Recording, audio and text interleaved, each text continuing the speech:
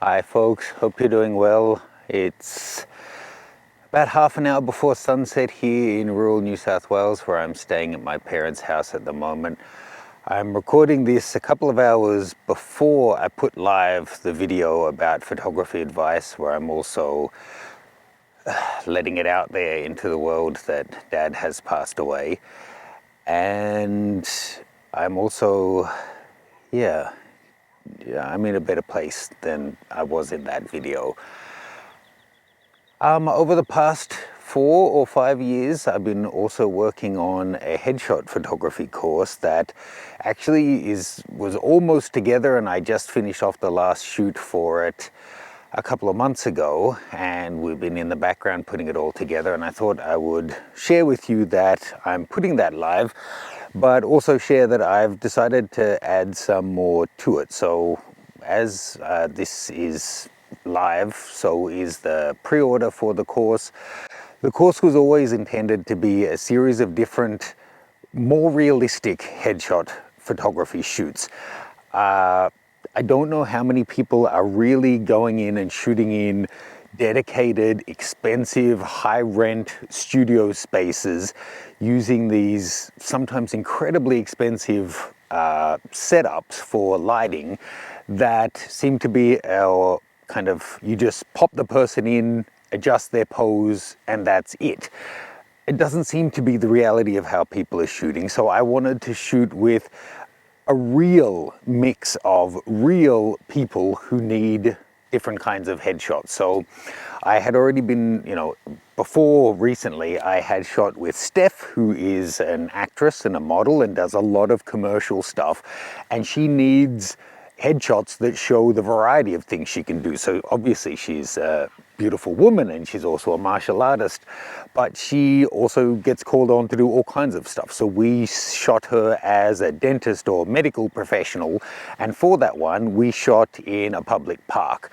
Then I shot with an older plus size model who does a variety of different things, and for that one we shot in a real lived-in home, and I was working with available window light and then added in simple umbrella off-camera flash. Nothing expensive, nothing about this course is to encourage you to run out and spend thousands of dollars on your equipment. It's about making the space you have work for you and to get the kind of results that the subject wants.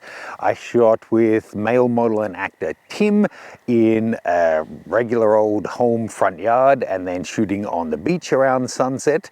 That was a fun shoot. I was super jet lagged for that. The sun is just setting right now. We also shot with Jess, who is a new curvy model at the time and actress.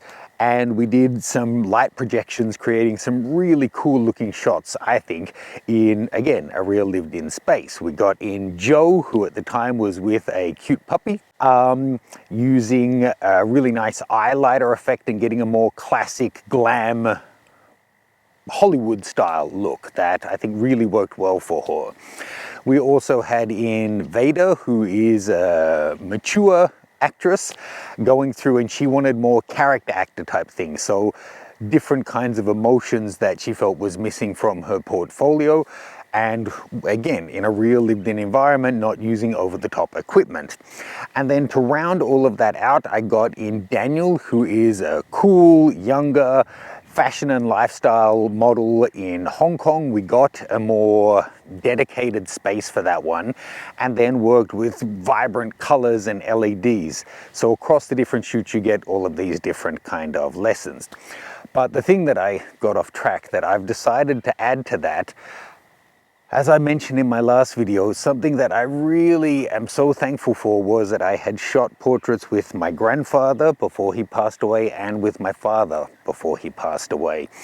Now, I don't want to kind of capitalize on what's going on, but it's so fresh and so present with me now that I'm just adding that on as an extra free bonus that I want to make it and share it with you, which is kind of walking you through how I made those different images, talking through how to photograph men, the way I shot them. They're quite different the way that they were shot, and then also how to break down images to analyze the lighting that's been used in an image to figure out how to recreate it. So it's kind of a three-part bonus: my grandfather, my father, and then that image breakdown, which all comes from this project that I took on for myself so long ago, but that I think will be helpful for you. And at the end of the day, they are headshots or, portraits of an individual for a particular purpose. So I think it actually fits really nicely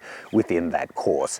So overall, the course is, well, it already ran for over 6 hours. Once I add in editing and those bonuses, it's going to be even longer.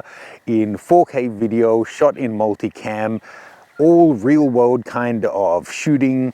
If you bought any of my courses before, like that, but even better editing and really thought out over years, waiting to find the right different models to put together a cross-section of different shoots that will present real-world shooting advice. So you leave with a toolkit of different experiences rather than a shopping list of lighting equipment to buy to do kind of copy and paste style headshots. This will help you work with models and subjects to figure out what they actually need from the shots, what they're going to be using the shots for, and then building a shoot together, pre-visualizing it, and then working in whatever environment you have to make those shots work. So I think it's a pretty great course. As I say, it's something I've been working on for so long, so I would love for you to check it out. I hope I'll be able to keep up the content here, but I have a lot of family responsibilities going on at the moment, so I will be here and engaging with you as much as I can.